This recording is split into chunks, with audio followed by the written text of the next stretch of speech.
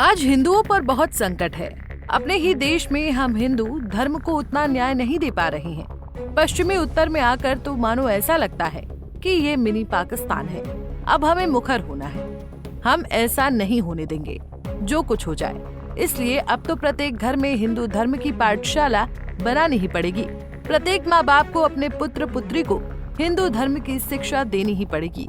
और एक बात बताऊं, हिंदू धर्म ही एक ऐसा धर्म है, सनातन धर्म ही एक ऐसा धर्म है जहाँ वसुधैव कुटुम्बकम कहा जाता है।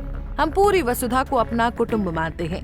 हमारा किसी से कोई द्वेष नहीं है, परंतु एक बात है, मेरा एक वाक्य है, भूल कर भी किसी को भी न छेड़ेंगे। हम पहले नहीं छेड़ेंगे, पर छेड़ने पर किसी को न छोड़ेंगे। बहुत सहन कर लिया, हमारे देश को नपुंसक बना दिया गया था। जिनका बयान अभी आप सुन रहे थे वो किसी परिचय के मोहताज नहीं, लेकिन फिर भी हम आपको उनके बारे में बताते हैं। तुलसी पीठ के पीठाधीश्वर जगत गुरु राम भद्राचार्य के बयान को लेकर एक बार फिर बड़ा घमासान छिड़ गया है। राम भद्राचार्य ने मेरठ में कथा कहते कहते ये कह दिया, पश्चिम उत्तर प्रदेश तो मिनी पाकिस्तान लगता है। जिसके बाद जब मीडिया ने उनसे पूछा कि आपने ऐसा कहा, तो राम भद्राचार्य ने कहा कि मैंने कुछ गलत नहीं कहा। आज भी कह रहा हूँ, क्यों संभल से इतना पलायन हो रहा है हिंदुओं का। मेरठ में भी बहुत से लोग हावी हो रहे हैं हिंदुओं पर।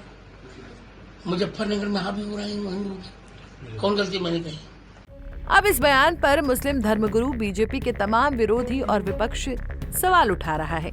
ऐसा पहली बार नहीं है कि राम भद्राचार्य के बयान को लेकर विवाद हो रहा है।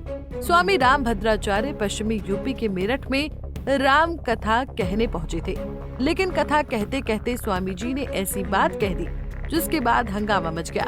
उन्होंने पश्चिमी यूपी की तुलना मिनी पाकिस्तान से कर दी। सार्वजनिक मंच से संत का बयान सामने आया तो विवाद खड़ा हो गया। राजनीतिक दल, आध्यात्मिक गुरु और संत पर सवाल उठाने लगे। किसी ने कहा स्वामी राम भद्राचार्य ने पश्चिमी यूपी का अपमान किया है, तो किसी ने राम भद्राचार्य को सलाह दे दी उन्हें ऑफिशियली बीजेपी में चले जाना चाहिए। अखिलेश के सिपहसालार एसटी हसन बोले मुसलमानों का अपमान बर्दाश्त नहीं, तो जिया और रहमान बोले मैं तो उन्हें जानता तलक नहीं। मैं उनको जानता तो नहीं हूँ, नाम भी आपके उससे सुन रहा हूँ, लेकिन इस टाइप की जो बात की है, क्या उन्होंने कोई सर्वे किया है जो इस टाइप की बात कही है? और क्या उनको ये मालूम नहीं इस टाइप की बात कहने से कितना बड़ा नुकसान हो सकता है, आपस में लोगों के अंदर दूरियां बन सकती हैं? क्यों इस टाइप के अनाप शनाप बातें कही जाती हैं? इसकी गहराई में जानना चाहिए हमको कि उनसे ये बात वो खुद कह रहे हैं या किसी पार्टी विशेष की तरफ से उनसे ये बातें कहलवाई जा रही हैं।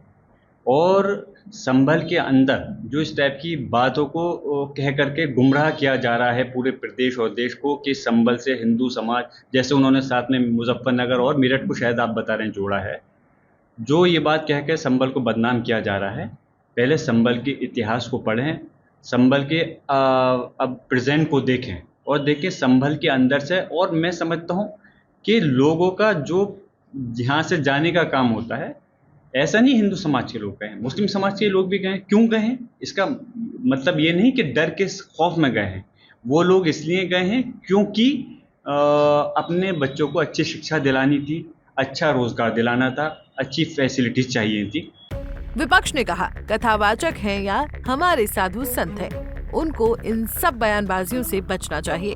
पश्चिमी उत्तर प्रदेश हो चाहे पूर्वी उत्तर प्रदेश हो, हर जगह मुसलमान भी रहते हैं, हर जगह हिंदू भी रहते हैं।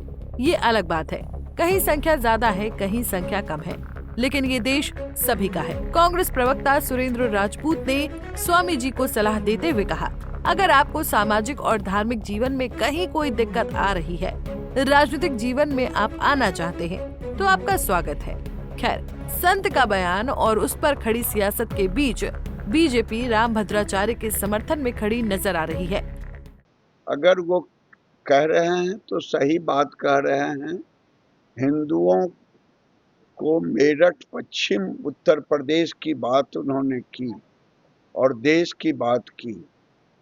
देश में भी हिंदू को अब जगना ही होगा, जग करके अपने संस्कृति के साथ जगना होगा, शास्त्र और शस्त्र के साथ जगना होगा और हिंदू एकता को बनाए रखना होगा। भद्राचार्य जी की स्टेटमेंट कुछ हद तक ठीक है। पहले इस प्रकार की परिस्थिति थी, आज वहां पर इस प्रकार की स्थिति नहीं है। योगी जी के राज में चीजें जितनी भी इस प्रकार की घटना उसकी चिंता की जा रही है।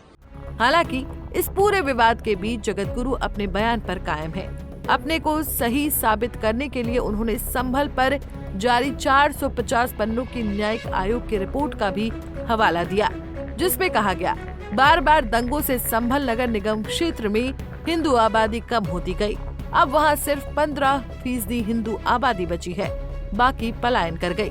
बता दें कि पश्चिमी उत्तर प्रदेश विवादों के कारण कई बार सुर्खियों में रहा है। संभल की जामा मस्जिद के सर्वे के दौरान जमकर हुई हिंसा और आगजनी की हालिया घटना उसकी ताजा गवाह है। Bureau report, Punjab Kesari TV.